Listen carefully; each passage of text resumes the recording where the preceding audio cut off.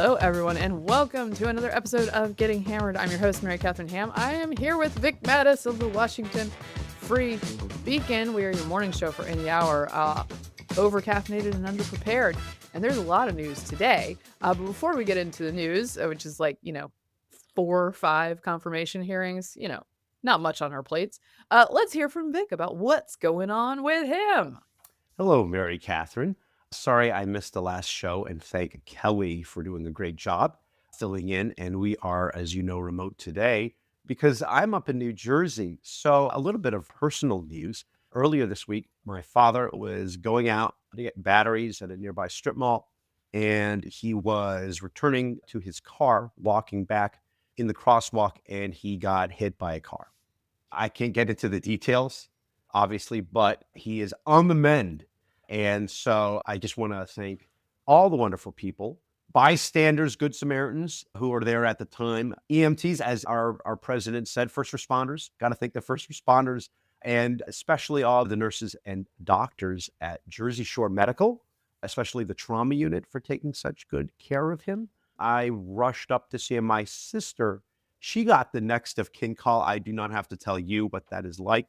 He looked terrible.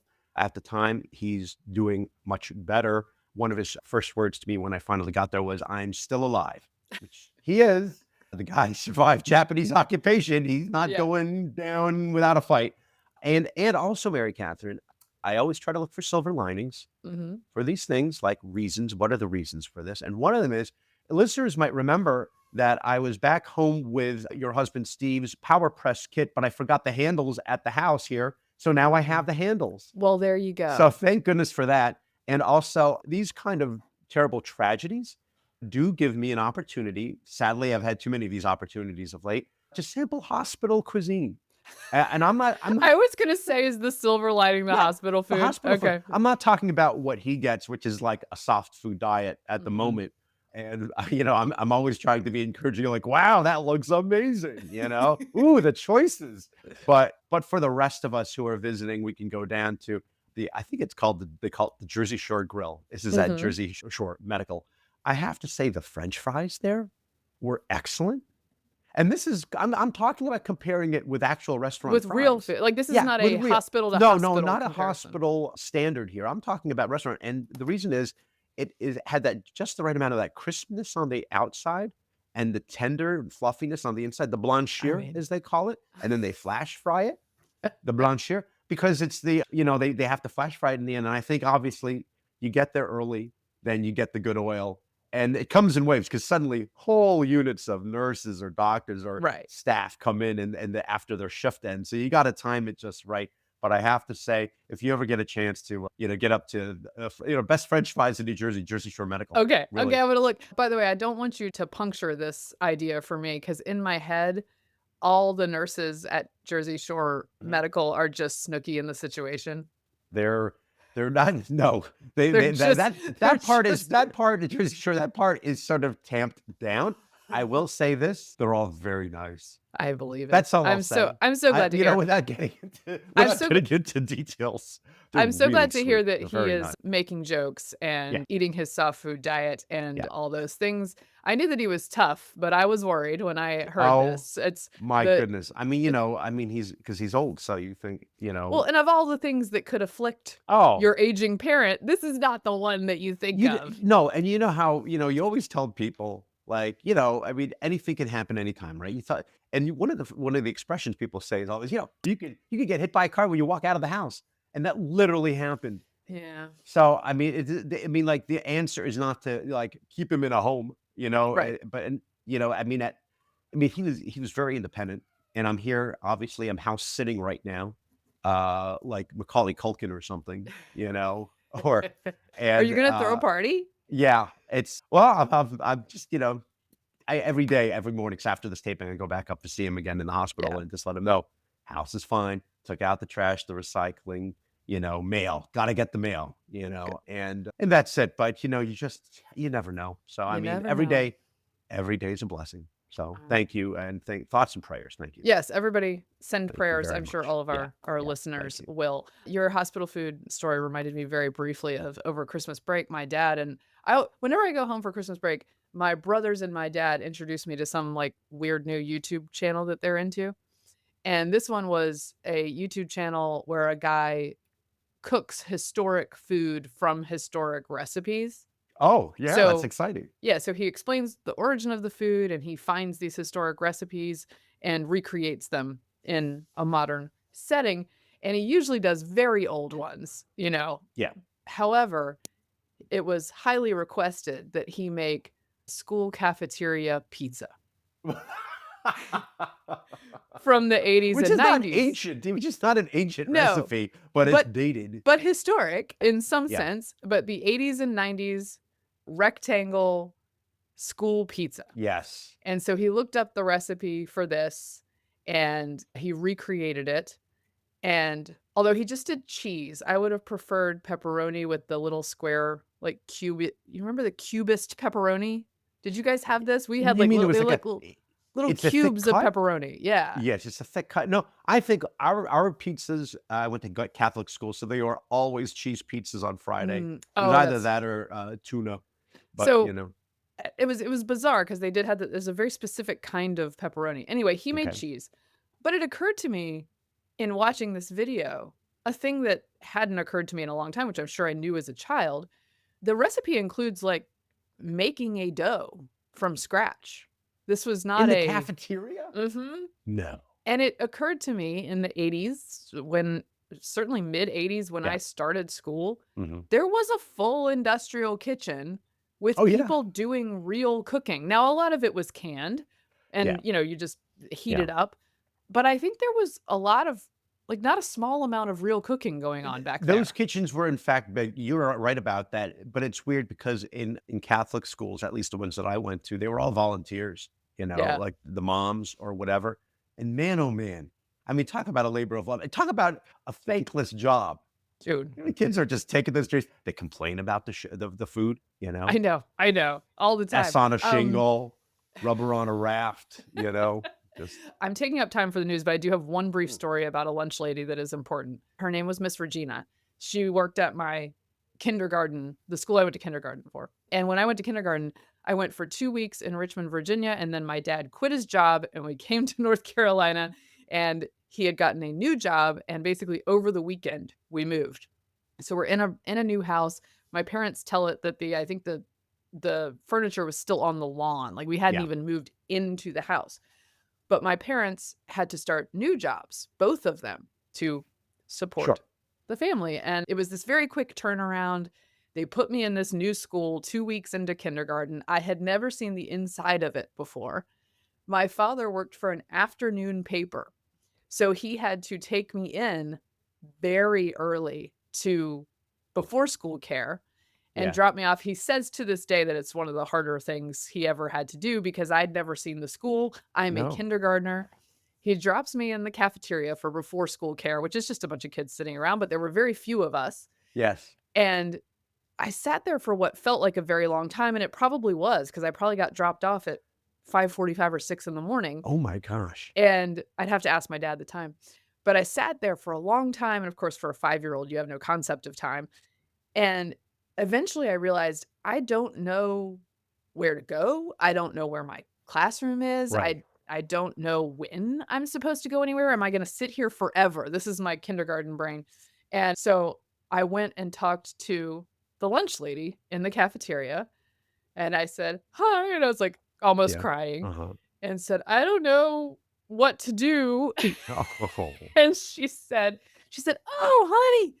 Miss Regina said, oh, honey, when the bell rings, Mhm. you're going to go down this hallway and I'm going to get Miss Werner down here to help you. Oh. And so she let my teacher know that I was nervous. She told me about the bell and how the bell worked. And I will never forget Miss Regina rescuing me in that situation. That's a lovely lunch lady story. That's like a nice, because most lunch lady stories are kind of not like that. Oh, she was very sweet. caring for us. She was a nice Southern lady caring for these kids. I'm almost envious. Our cafeteria was, policed by nuns. Yeah, I mean, and you different couldn't- vibe. Different vibe because they would not let you leave the cafeteria until you finished your tray. Like it's the army. Like if you ever seen like Biloxi Blues or whatever, you can take as much as you want, but we don't waste, and so you mean- had to finish everything. And so as a result, like kids would always just like stuff the peanuts in their pockets. And then you'd see peanuts all over the playground. Or in my case, I thought that was mashed potatoes, but it was cold potato salad. And I'm like, I Mm. am not finishing this. I Oh, just yeah, put the whole that's a real switcheroo, it's a yeah. switcheroo, and we don't have that kind of food in my house growing up, so I was, like, kind of excited and then not excited, and I just put the whole thing of potato salad in my pocket, and I kept Oh it my there for the whole gosh. day, and then I put it in the hamper, and when I Oh went my god. home, but I didn't tell my mother. So, Oh, anyway, different vibe, but you needed a Miss Regina I to did. rescue you from that She would have shown situation. mercy.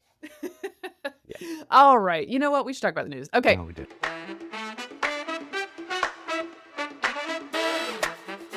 We're going to make quick work of this because I know you've got stuff on your plate, so to speak, not cold potato salad Yeah. today. All right.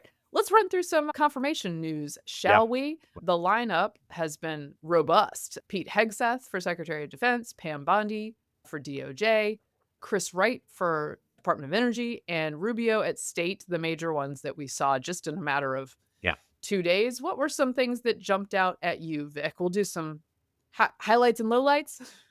Yeah, well, you know what? I think what I was genuinely surprised by was the lack of hypocrisy and sanctimony by the senators.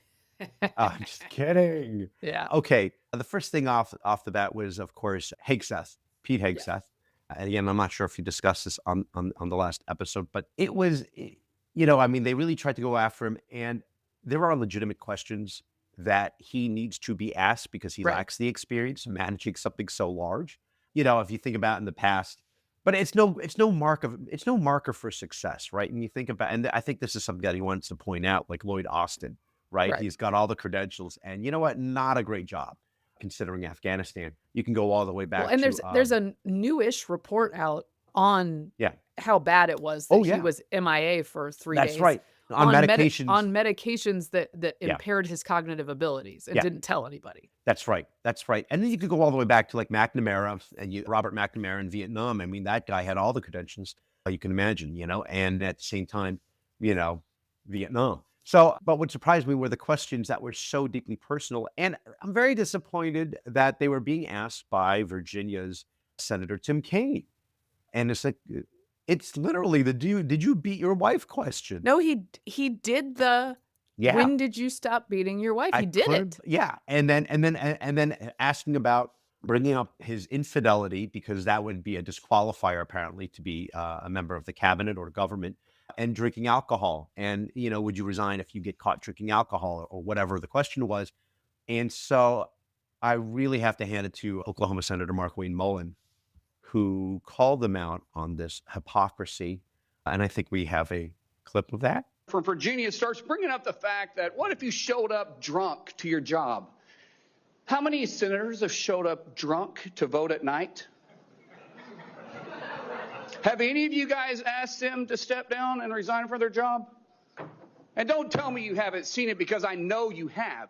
Yeah, I called this the day Senator Mullen socked it to the Harper Valley PTA. Harper Valley PTA. That is a deep pull, Mary Catherine. See, I knew you would know it. I know that. Yeah, Harper Valley PTA. That's Yeah. that's what that was to me. I was Yeah. like, oh, he's Harper Valley PTAing them. Yeah, yeah, and they reacted very much like, yeah, you know, a classic Mary Catherine Ham expression. How dare they? How Right, dare. yeah, right, exactly. You know, but This- here's the thing yeah. about Kane, and this is frankly with all of these questions, I what I've been struck by, I shouldn't be struck because this is par for the course. No, They're not prepared to nail these nominees on the things that they're trying to nail them on. And, you know, they're reading off of a script that a staffer Yeah. gave them. that's right. They haven't thought deeply about this, or like, obviously you have staffers prep for you. That's part of the job. But if you really want to drill down on somebody, you need to be prepared for a bunch of back and forth and what that looks like. And they're really not. You need to be prepared for someone who might be prepared to answer your questions, which most of these nominees have seemed quite ready to do, with like a few exceptions that are not very problematic. But the thing about Kane is that once you did the when did you stop beating your wife, look, there are allegations against Hegseth on a couple fronts, but none of them have an inkling of violence included. Yeah. And to throw that out there on purpose to imply that this is part of who he is, I think is just trash. And then for everyone who knows it's trash, eliminates any possibility that you might actually get to something about his personal life Right. that matters. Because Yeah. I'm Of open to substance. I'm open to some of that questioning, Sure.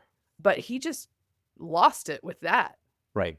And again, I love how Mark Wayne Mullen brings up senators who were perhaps drinking on the job for late night votes and Yeah. also for infidelity. And, these are the same people who lionized Ted Kennedy, right? The Yes. lion of the Senate, I think he was the Yes. lion of the Senate. And, the guy who made the waitress sandwich with Chris Dodd at La Coe or wherever, La and of course, Brasserie. La Brasserie and Chappaquiddick. Yeah. So it's, spare me is what I'm saying. So I think he did fine. I think he'll get by on a party line vote, right? Yeah, I think so. Joni Ernst announced that she will back him, who was the one that was in question. Look, he Yeah. was on the way out at one point in the middle of a week. Oh my gosh. And I think that It's what he close. did that changed that was that he fought for himself. Yeah. He fought very hard for himself. He had his mom coming out and doing interviews, Yeah. and I think the press overstepped both on the mom thing and on the Bronze Star, where they Yeah. were like, "Oh, what's a Bronze Star?" And I was like, "Okay, guys, like, Yeah.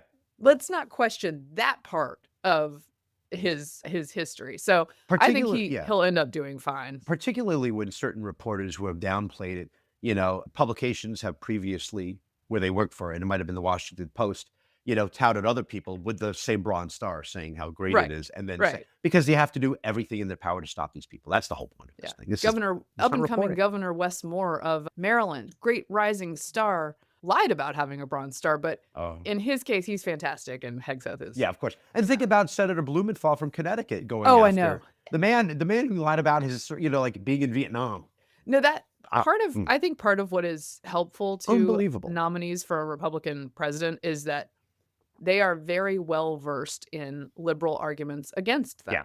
So they know what's going to be asked. Mhm. Liberals aren't always exposed to conservative viewpoints or arguments in the same way that conservatives are to liberal ones. So they have these blind spots. When Pam Bondi was there, Oh, Sheldon Whitehouse is lecturing her about how the Justice Department, has a crime and then finds the man. They don't name the man and then find the crime. right. He has no idea he's opened himself up to the idea that Bondi says. In fact, we can find that clip. And it would not be appropriate for a prosecutor to start with a name and look for a crime. It's a prosecutor's job to start with a crime and look for a name, correct? Senator, I think that is the whole problem with the weaponization that we have seen the last 4 years and what's been happening to Donald Trump. They targeted Donald Trump. They went after him, actually starting back in 2016. They targeted his campaign. They have launched countless investigations against him. That will not be the case if I am Attorney General. I will not politicize that office. I will not target people simply because of their political affiliation. Justice will be administered even-handedly throughout this country. Senator, we've got to bring this country back together. We've got to move forward, or we're going to lose our country. So Bondi's like, "Oh yeah, like you did for the last 4 years," and White House is like, "Oh no, I don't mean our politicization. That was good. I mean Yeah. yours potentially in the future." And he's the worst. I remember him during the Brett Kavanaugh hearings, grilling him about Justice Kavanaugh's high school yearbook. And then the subject of quarters came out, Yeah. the drinking game quarters. And White House was like, I don't know what that is. You have to explain. What is that? I mean, Really? that's an You- embarrassment. Really? You've never heard of quarters? Did you ever hang out with Ted Kennedy? I mean, come on, man. I mean, the guy belonged to, anyway, don't get started. I thought she was great. You're right. Yeah. They're used to getting grilled like this. That's the difference. Because, I mean, it's the same thing with treatment by the press. They're used to having this hands-off, Yes. treatment. And so they can say and do whatever they want, and they're not going to get, questioned on it. And in certain settings you are, and they're totally taken aback by it. I thought she was fantastic in her pushing back, her pushing back against new Senator Schiff from Yeah. California. I thought she was great. And said that he's just terrible. It's like it's what he does. I mean, so they're calling him out on the Russia hoax and things like that. Right. Good. But I mean, as you know, with a lot of these people, she's trying to answer a question. They don't want the answer. They just No. want to go on and talk and No. get their points in for the record. That's Well, and it. again, there's a way to do that where It's a you sop actually to the left. there's a way to do that where you actually land a punch, but none of them are really No. accomplishing that thus Yeah. far. I mean, I'd there say are so far, answers so that are good. weaker than others, Sure. but not catastrophically. Chris Wright, you haven't heard much about this one because No. he performed extremely well. And Yeah. like I just don't think there's going to be a lot of problems there. Yeah. And I just loved the New York Times headline. I was just looking it up. Energy Secretary pick Chris Wright has been an evangelist for fossil fuels. Yes. It's- Bring it on. You know what? I want It's a Billy shocker. Bob. That's breaking news, by the way. I had no idea that somebody in the Trump administration, is into that sort of stuff. Yeah. I want Billy Bob from Landman Yeah. as the DOE guy. That's what I want. Lipstick, tires, it all comes from oil. Yeah. So I want that guy. Yeah. I think, Chris Wright is that guy in his soul. He's a little more polished in the way he speaks to Congress. Oh, I did want to add too from the Hegseth part. Yeah.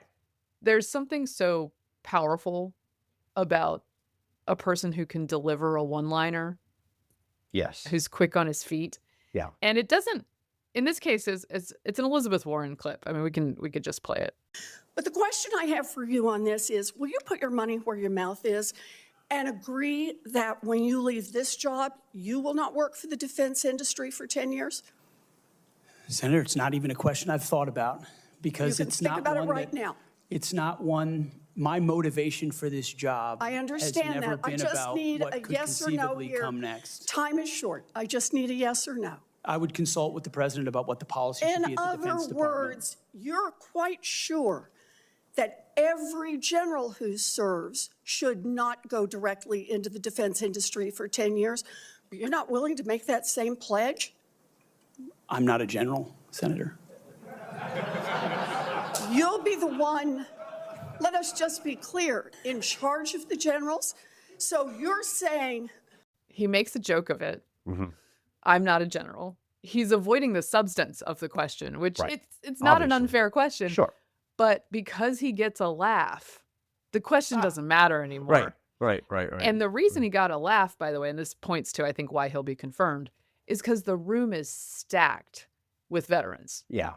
Because combat veterans are kind of excited to have one of their own and not like a primarily Pentagon polished brass Right. guy at the top of this department. And they That's right. were very much in tune with that joke and got it and laughed. But there's so much power in being a person who's ready to deliver that line that it can get you out of some sticky situations. Okay, Marco Rubio. Yeah, there you go. I thought he did great. What did you think?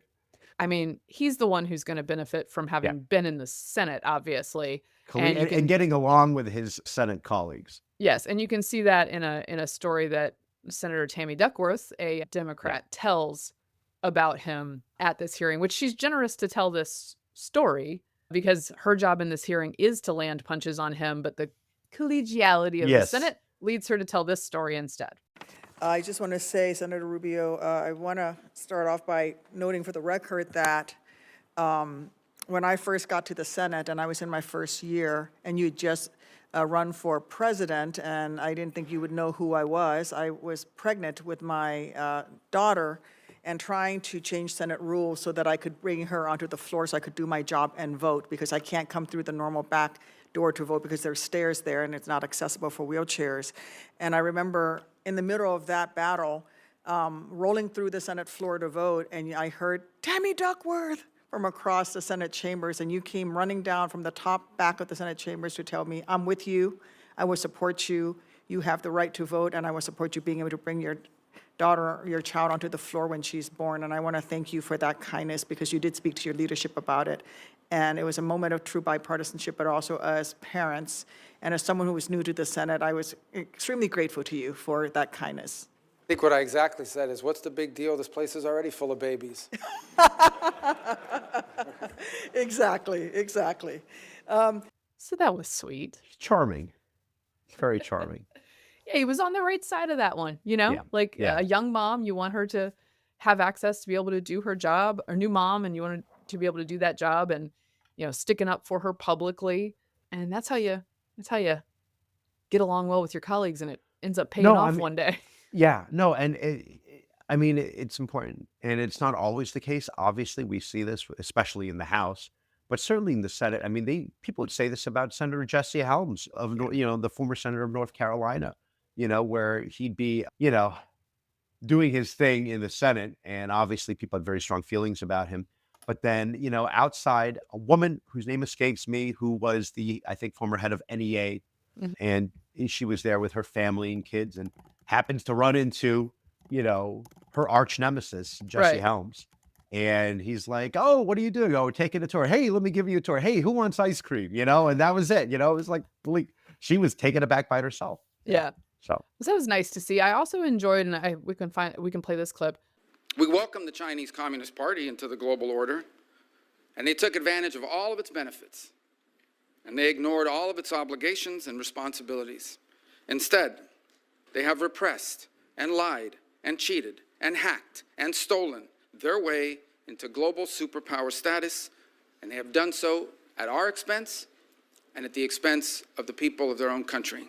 I enjoyed him talking about China. yeah. And understanding, like, that he's going to be at State Department, and he amazingly understands geopolitics. And I'm sure that I won't always agree with Marco Rubio on geopolitics, but I love having someone who understands this threat and Yeah. takes it seriously and has thought about it. And for that reason, I think he's going to be A-okay. Yeah, he was even sort of, on the spot, and we're going to talk about this, soon, asked about the Middle East peace deal that had just been struck, or about to be struck, that they had Right. sort of tentatively agreed to not a peace deal, I should say, but a ceasefire. And he obviously had thoughts on this, and he was, fully briefed, and he gave props to Mr. Witkoff, who is the envoy for Trump, for making this happen. And so, I mean, obviously on message, he has to sort of, the tough part is defending something that is, well, it's kind of controversial, but again, we could talk about that later. But no, Well, and it's also- he's obviously going to be fine. And it's also in motion, right? That Yeah. all of these deals end up being different once That's you've right. presented them to the terrorist group you're negotiating with. Tricky Yeah. that. So do we have anything else from confirmations? Any? I think that's it. And I thought Pam Bondi was great. Yeah. She did great. Yes. Looked great. Oh, yes. I mean, yeah. Oh, I wasn't thinking that at all, Mary Catherine. We all, actually somebody said, why isn't anyone asking her about her skincare routine? That's amazing. That's Amazing. amazing. Shall we talk about the Biden farewell address? Oh, sure. He's doing more work this week than he did for the past 2 years. He's got more engagements. He's speaking more. I learned halfway through the day that he's going to give this primetime address. And I'm like, no one cares. No, and I don't No think, one cares. I wondered if his first reaction was, do I have to? Probably. Or maybe it was his idea. We don't know. But I mean, the whole, there's a picture that was taken through the window into the Oval Office. I don't know if you've seen it. And it's Jill and Kamala and Hunter sitting there. And I forget who the fourth person was. I want to say Ron Klain, but probably not Ron Klain since he's gone. But nevertheless, yeah, he wanted his victory lap, especially since he's now polling at 36% approval, according to CNN's last poll. And it's selling people on the fact that we had an amazing 4 years. And the media most of the media is still carrying water by saying that, things are great. The economy is humming. I don't understand The world is why. safer. I don't understand Yeah. why. You don't have to protect this person anymore. Yeah. And Well, yes, they don't want to go back. They don't want to look like they were, admitting that they were wrong about things. So they're just going to, and people are saying this is a John Meacham speech. It was sweeping, it was optimistic, his best speech ever, which is relative to, that's insane. Here's Kristen Welker giving an Oh. overly optimistic take on this speech. This is a president delivering his final farewell address to the American people. Yes, defending his legacy, but also with this very firm warning. It harkens back to what we heard from former President Obama in his farewell address when he talked about the fragility of the American democracy before then President-elect Trump was set to take office for the first time. So a similar theme that we're hearing from President Biden here tonight, but again, expanding on it, warning of a potential oligarchy, really framing this around his hope that the state of our democracy will remain strong in the future. I will give her that it's technically historic because because a farewell address from any president is technically part of the historical record. Sure. However, do I think that this speech will end up in history books, even as a passing reference? No, I do not. No. And the idea that it's soaring when you literally name check content moderation policies of a Yes. major social media corporation is insane. But he was speaking from the heart, especially when he said end of quote. You know, it really is, it really is something. And The end of quote speech, that's what we should they'll call it that now, like the Gettysburg Address and then the end of quote speech, or the, Checkers speech. checkers. End of quote. He was trying to compare himself to Eisenhower with his wordings about the military-industrial complex. And he's talking about the tech oligarchs who used to be on his side and have turned against him. How dare they, as you would say. That's the one thing. And then, of course, going after the dark money, the warnings. You just gave a presidential medal to George Soros. That is correct. Who's a great supporter of such wonderful prosecutors as Chase and Boudin, George Gascon, and Larry Krasner.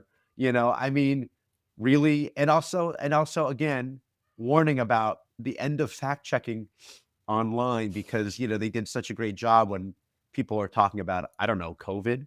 No, or his health.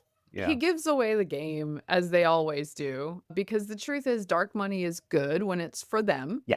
And it's bad when it's for someone else. Yeah. Fact checking is good as long as it does all the things that they want it to do. Right. If you're a media critic from the right, you're bad and misinformation. Tech oligarchs are great as long as they're listening to the government bullying them. That's it. But the second they stop and try to ingratiate themselves to some other person, they're bad.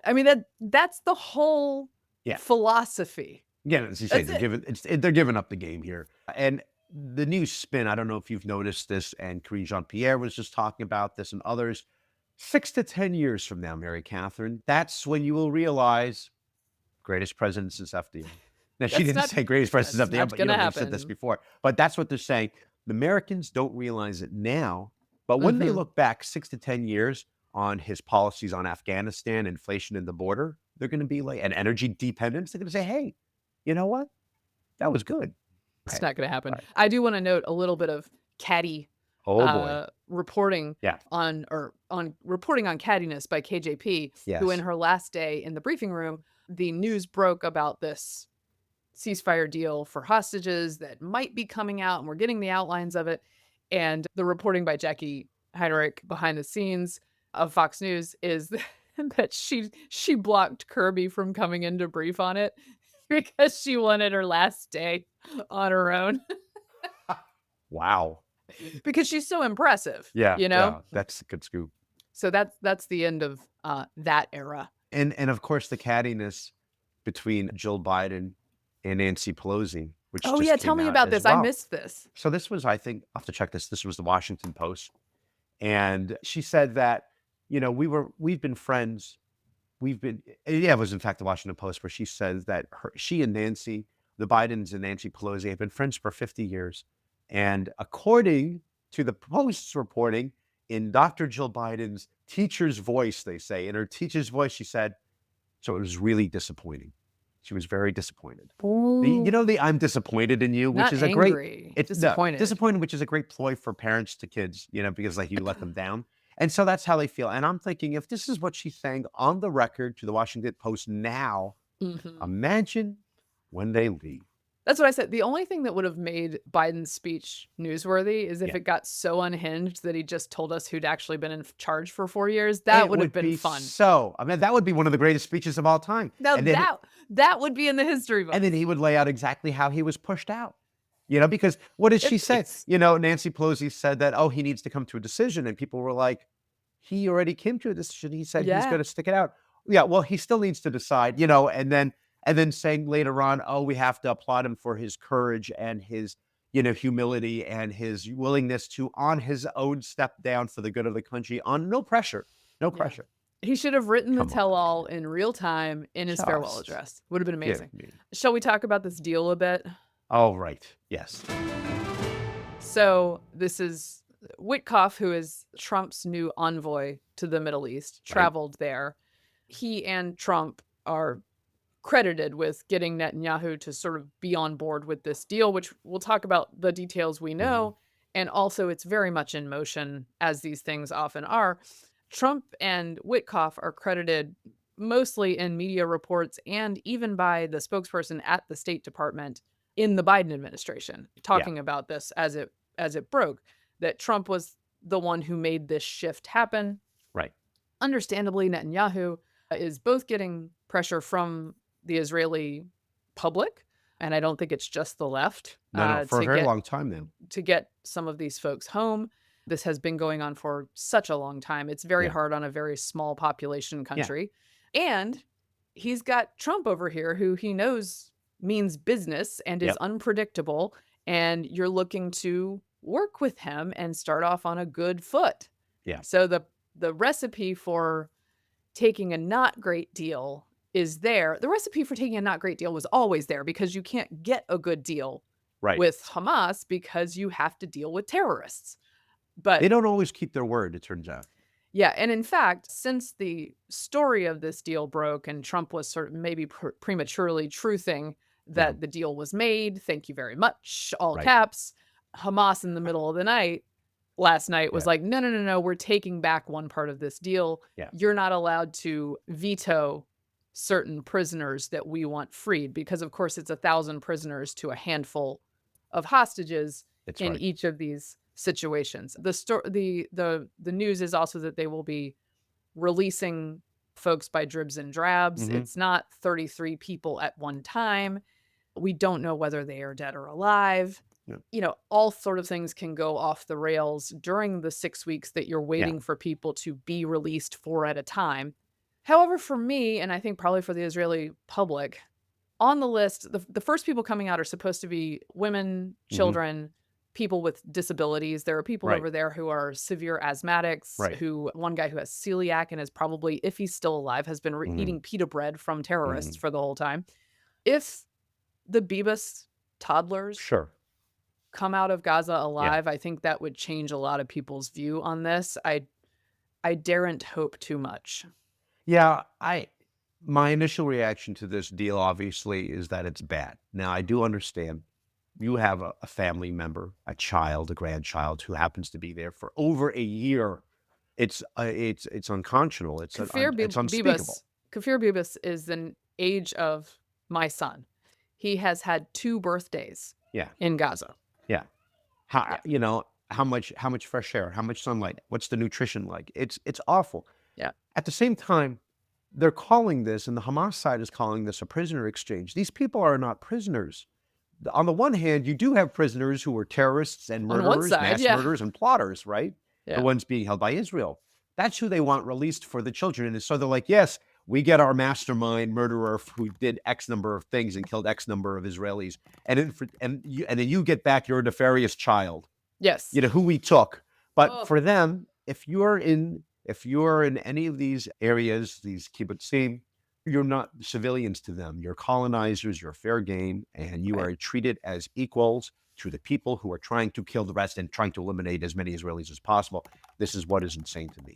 You just can't have a deal that leaves Hamas in power and this ratio of at least 30-to-1 terrorists for hostages, and then for women even more, because they value them more.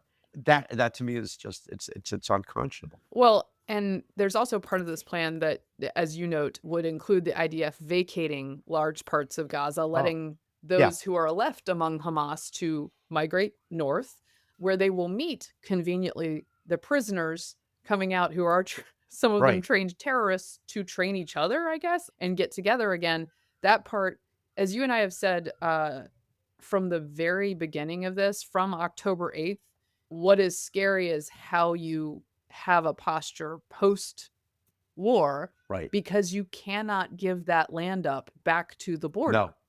No. Because you can't exist like that. And by the way, there's like press releases from Hamas such that the leadership of Hamas still exists, because it's really in question who you're dealing with or who Right. is still alive, coming out saying October 7th was Yeah. a great pride for our people. We will do it again. I Yeah, mean, we can't wait to kill more. it's Thank not you. in Great deal. question. It's Yeah. not in question what would happen if you let people come all the way up to the border again. And if I remember correctly, the Bibas kids and their mother were kidnapped by enterprising Gazan civilians. They were not Yeah. part of the Hamas crew. No. So there are threats from many places.